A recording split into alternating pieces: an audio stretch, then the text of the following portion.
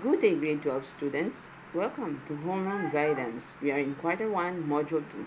So I hope you are having a good day. Homeroom Guidance Quarter 1, Module 2 is entitled Accepting the Individuality of Others. This will cover Week 2 and Week 3. The suggested total time allotment is 120 minutes. You will be needing a clean sheet of paper, bond paper, ball pen, and coloring materials. The objectives is to determine the basic aspects of an individual. Number 2, demonstrate suggested ways in accepting others. Number 3, formulate home school policies that promote respect for individual differences.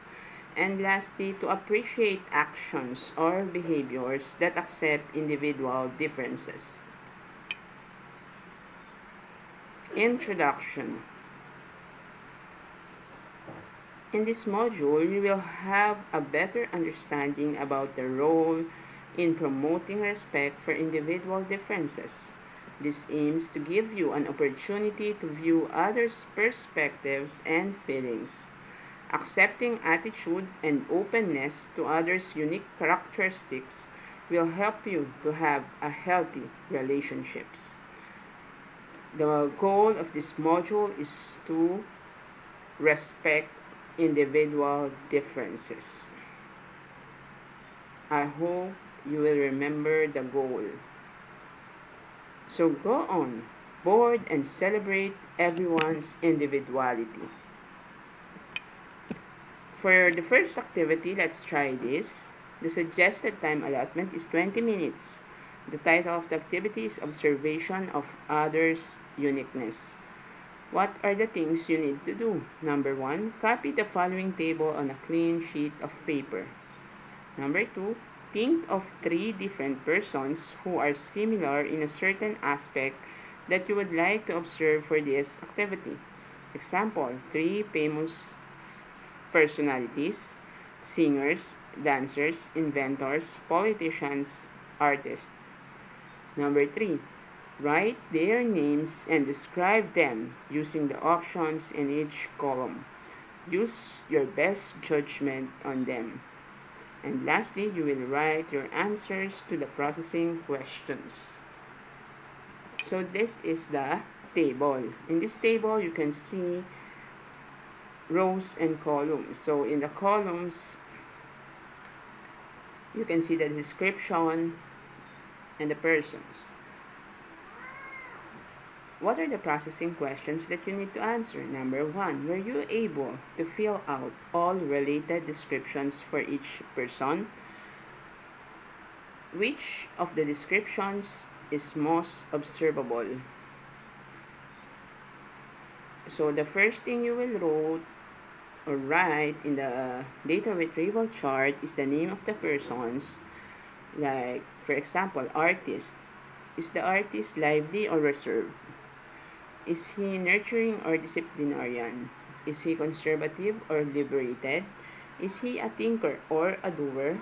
And lastly, is he a planner or easy-go-lucky?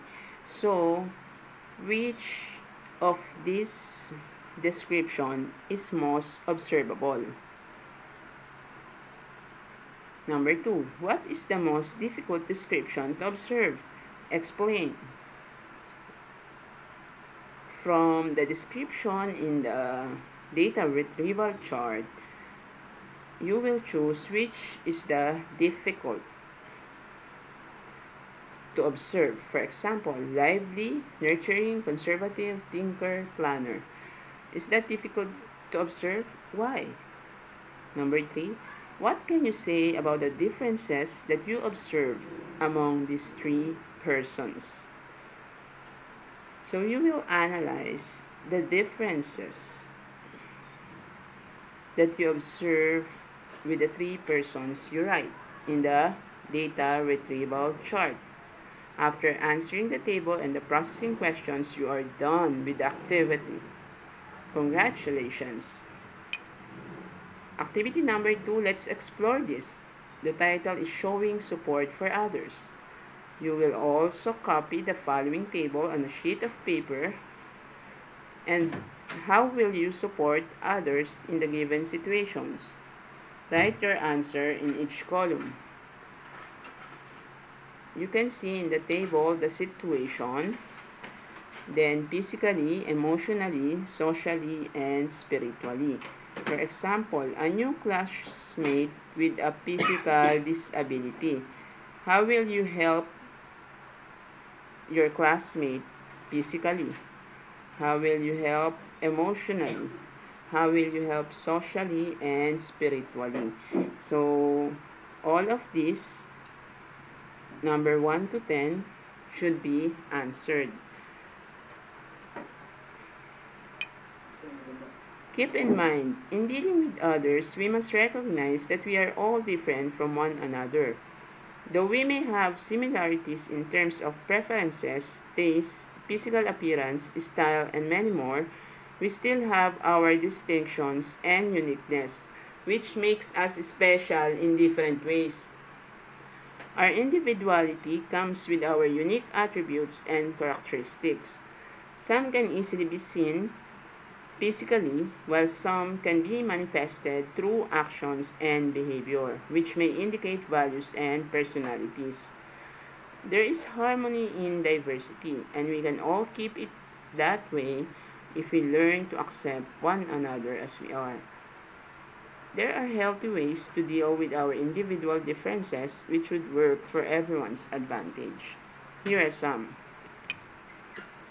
First, accept that we are all different. Acceptance. Don't assume that your preferences would always be the same as those of your peers or friends. Of course, there are similarities among you, but all have different stories to tell that affect the way you see things. You may have different beliefs, culture, values, and even interests, and you cannot force anybody to exactly the same as you. Remember, even twins have differences.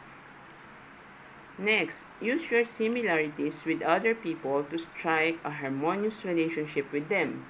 While you acknowledge that people are different from one another, they are also there are also commonalities which you may take advantage to establish positive relationship with them. At this point in time, you might have found the right people who can be your good friends, who can inspire you to strive harder, and who can be your role model. Try to consider where others are coming from. Your family setup may be different from what your friends have.